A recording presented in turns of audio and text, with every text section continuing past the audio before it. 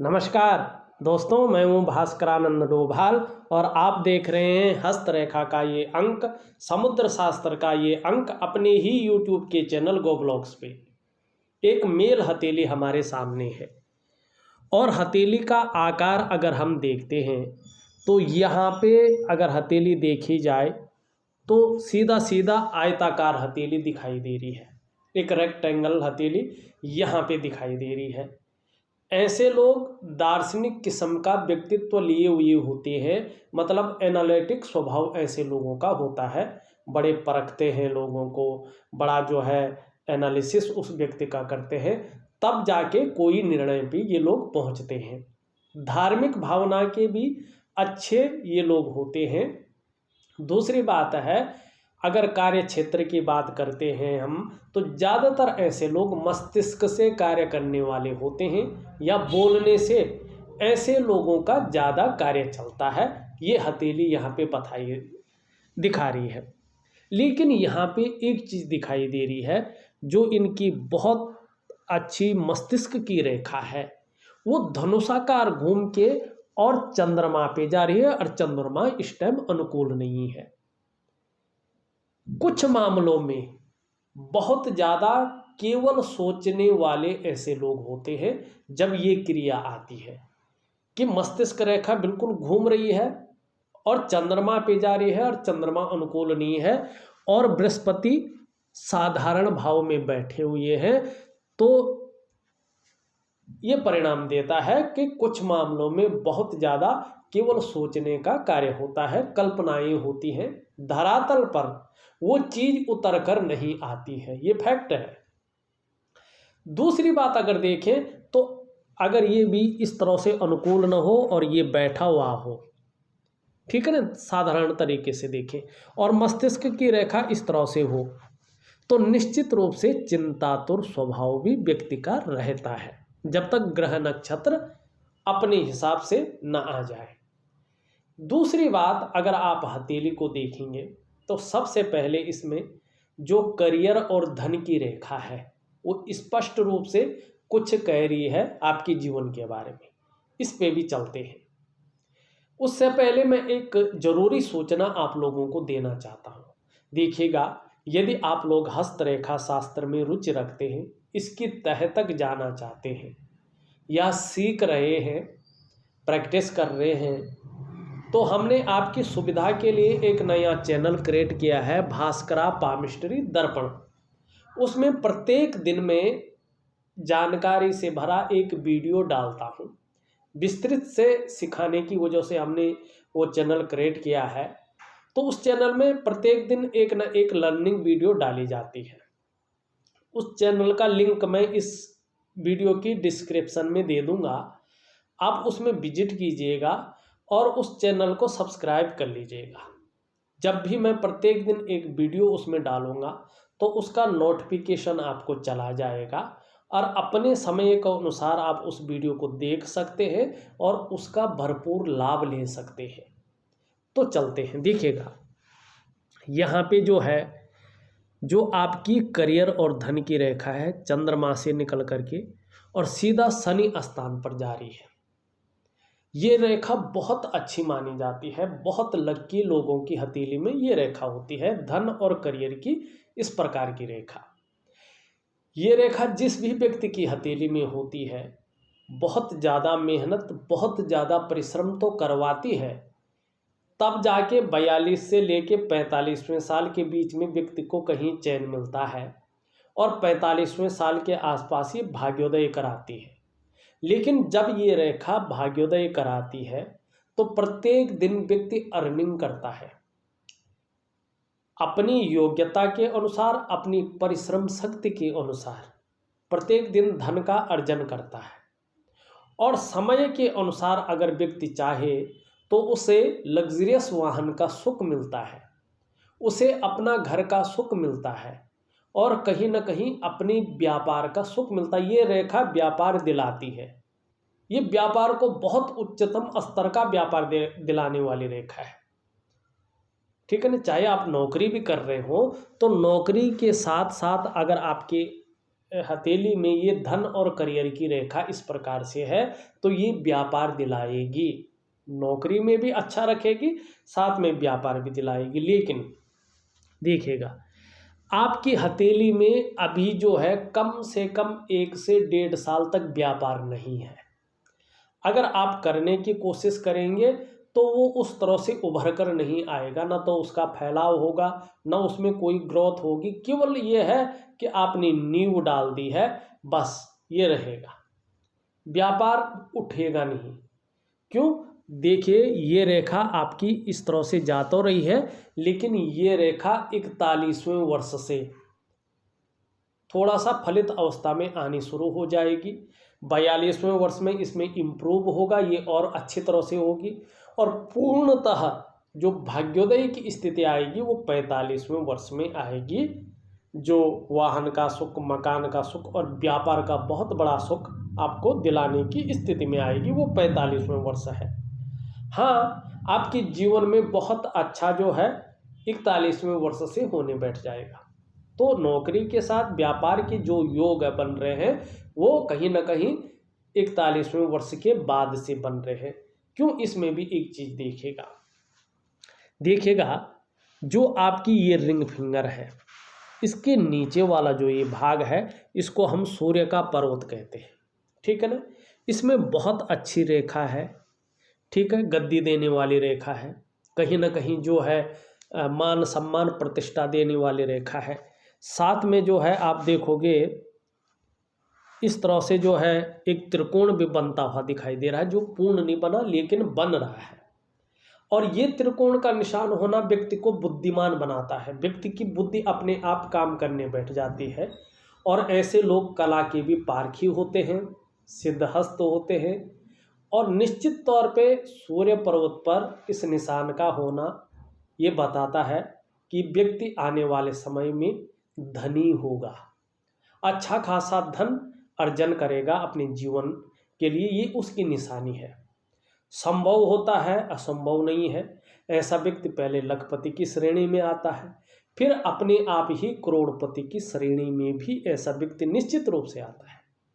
अगर ऐसा व्यक्ति आपको पैतृक रूप से निर्धन दिखे, आर्थिक संपन्न ना भी हो, लेकिन ऐसा व्यक्ति समय आने पर अपनी प्रतिभा के बल पर, अपनी मेहनत के बल पर बहुत अधिक धन और प्रसिद्धि कमाते हैं, ये तो निश्चित है।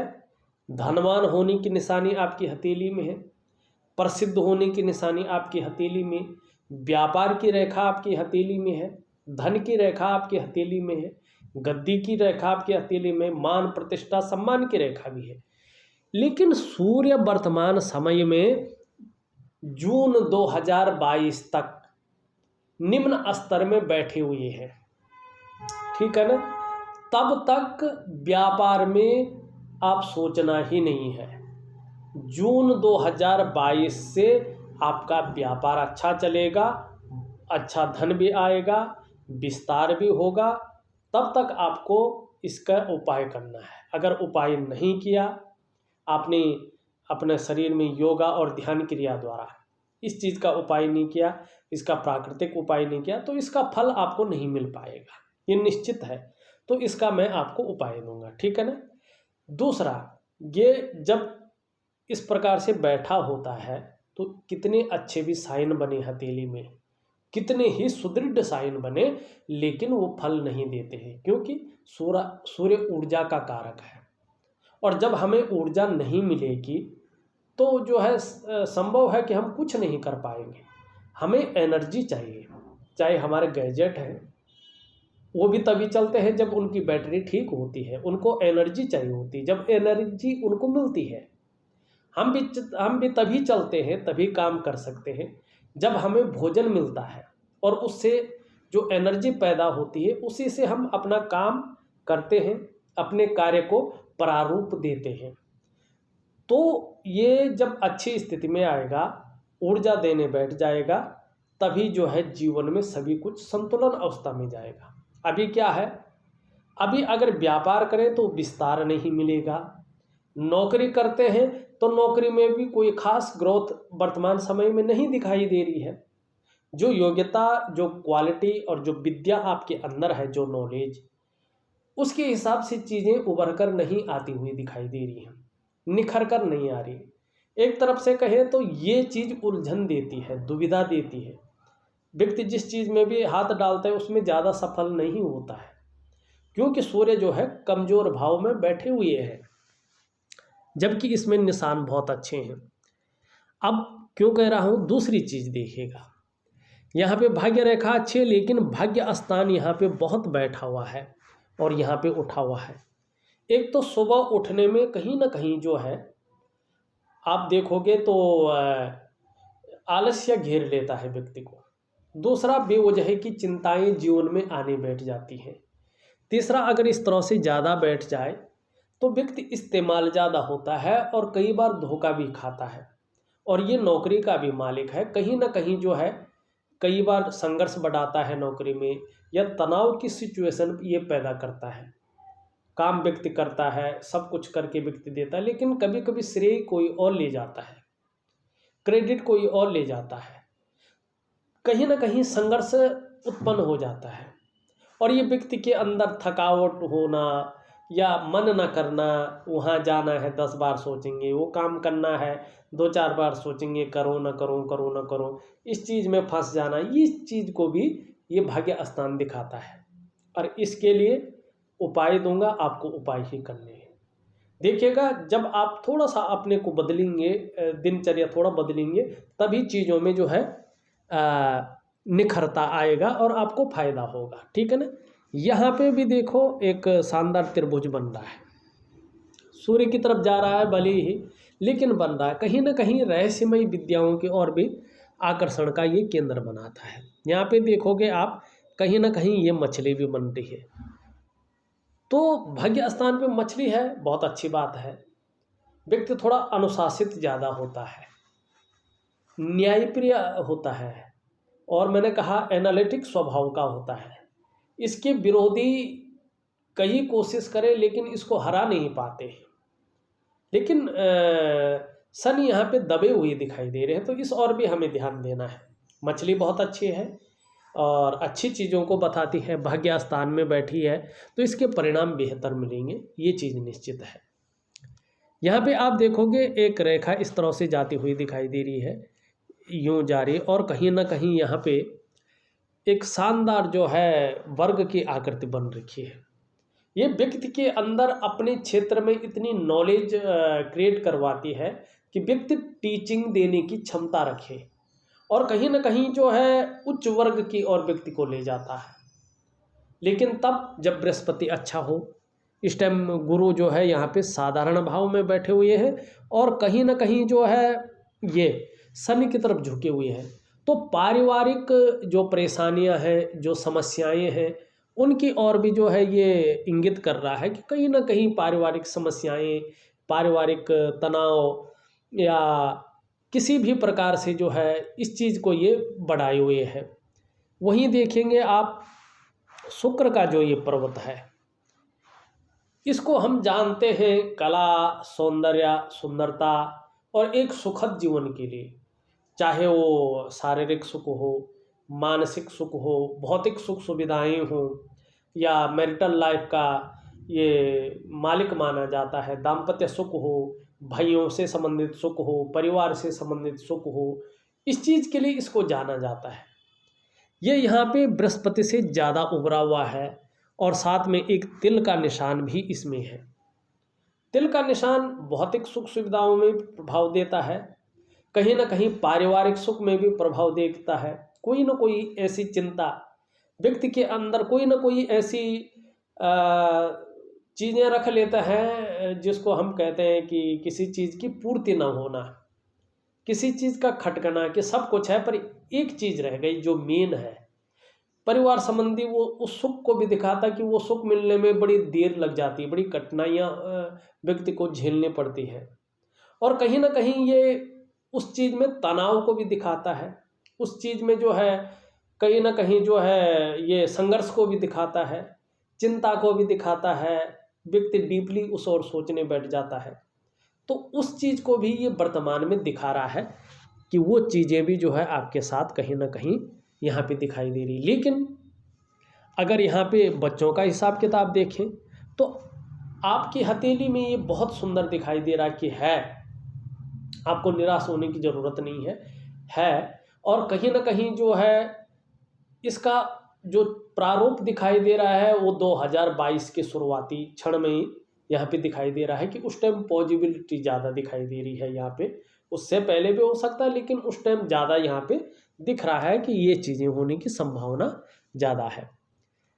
अभी मंगल खराब है, निम्न मंगल, और ये जब खराब होता है तो ये अगर शारीरिक विकार उत्पन्न करने बैठ जाए तो नेत्र रोग भी देता है, कई बार हाई ब्लड प्रेशर की समस्या भी देता है, शरीर में कई बार कंपन की समस्या देता है, शारीरिक ताकत, मानसिक ताकत जो उसको भी कम करता है, शरीर की जोड़ जो है कई बार काम करना कम कर लेते हैं, कन्फ्यूजन की स्थिति ये रखता है, और कहीं ना कहीं जो है दुविधा की स्थिति को भी ये जन्म देता है। तो इसको और सूर्य को एक सनराइज की क्रिया होती है, जब भगवान सूर्य उग रहे होते हैं उस समय की एक बहुत सुंदर क्रिया होती है। और उसके साथ साथ ध्यान और योग क्रिया भी जो है एक ही साथ अगर आप करते हैं 5 मिनट के लिए, अगर ये सारी क्रियाएं आप कर लेते हैं सिर्फ 5 मिनट के लिए, इसमें बहुत कोई पूजा पाठ नहीं करनी होती है, कोई धूप दीप नहीं जलाना होता है।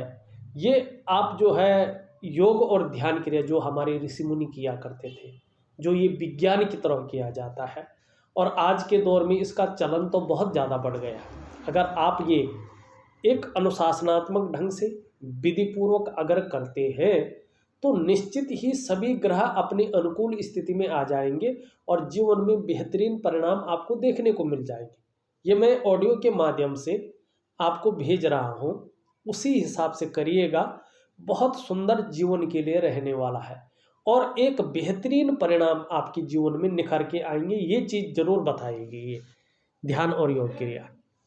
यहाँ पे साथ में अगर आप देखें तो जो आपका बृहस्पति है ये आपकी हथेली में वर्तमान समय में 2.5 महीने तक ज़्यादा बैठा है साधारण अवस्था में, और उसके बाद थोड़ा थोड़ा ठीक होने बैठ जाएगा।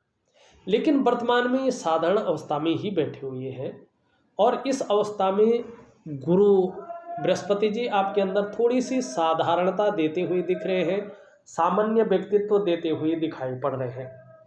हाँ, हंसमुख स्वभाव जरूर रहेगा, और देखा जाए तो दयालु और परोपकार की भावना भी रहेगी।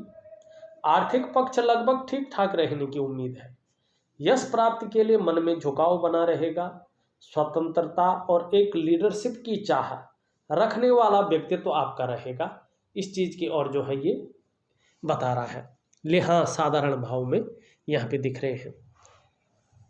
हाँ, अगर चंद्रमा की हम बात करें तो चंद्रमा भी थोड़ा अनबैलेंस है हल्के रूप में, और शुक्र भी जो है थोड़ा अनबैलेंस है हल्के रूप में। तो जब ये दोनों ग्रह आपस में इस प्रकार से रहते हैं तो ऐसे में कभी कभी व्यक्ति का मन गड़बड़ रहता है, मानसिक परेशानी से ये चीज़ें ग्रसित करती हैं।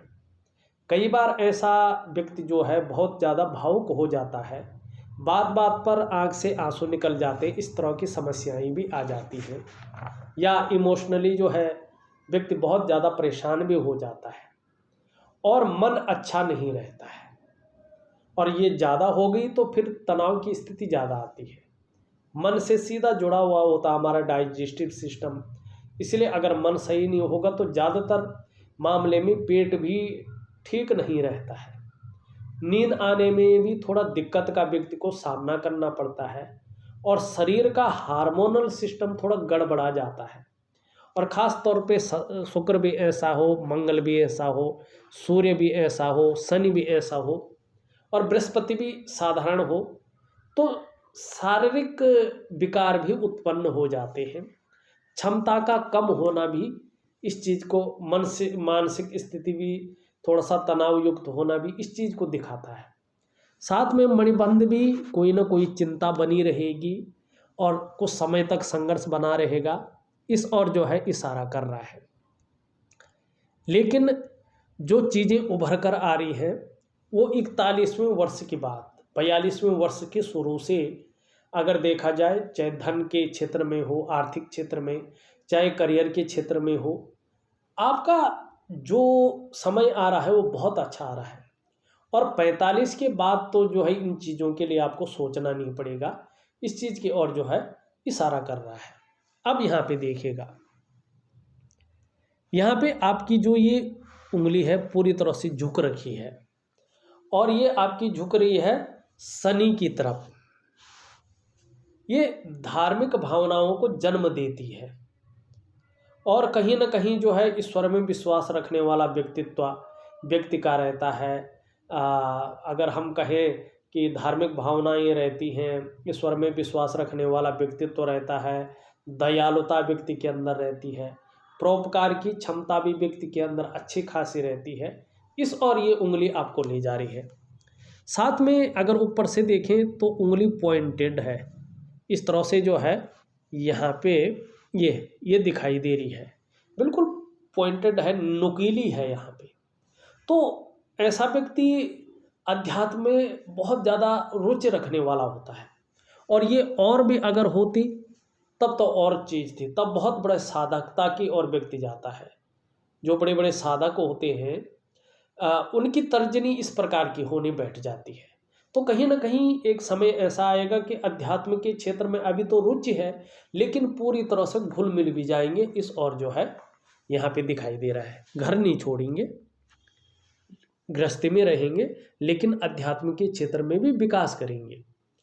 और वहीं देखा जाए तो आपकी ये उंगली भी हल्की झुक रही है, लेकिन ये शनि के नेगेटिव गुणों में वृद्धि करती है। ये जब झुकती है तो बहुत ज़्यादा मेहनत और बहुत ही ज़्यादा परिश्रम करने के बाद सफलता मिलती है व्यक्ति को।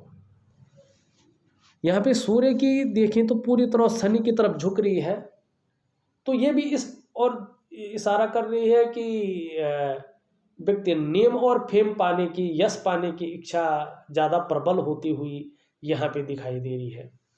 यहाँ पे देखें तो आपकी दोनों उंगलियां बिल्कुल बराबर हैं, छोटी बड़ी नहीं है, बराबर है। तो ये जातक के अंदर धन और यश कमाने की भूख बढ़ा देता है। ऐसे लोगों को पैसा और सम्मान बहुत जरूरी होता है और मातृ जीवन का लक्ष्य भी ये इस और निर्धारण करती हैं, ले जाने की क्षमता ये उंगलियां बता रही हैं और ले भी जाती हैं। तो इस टाइम यही चीज़ें यहाँ पे देखने को मिल रही है। सबसे छोटी उंगली देखें पूरी तरह से झुक रही है आपकी रिंग फिंगर की तरफ।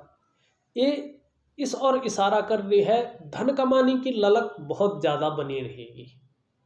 साथ में देखें ये पहले पोरवे तक पहुँच रही है, ये बहुत अच्छी है।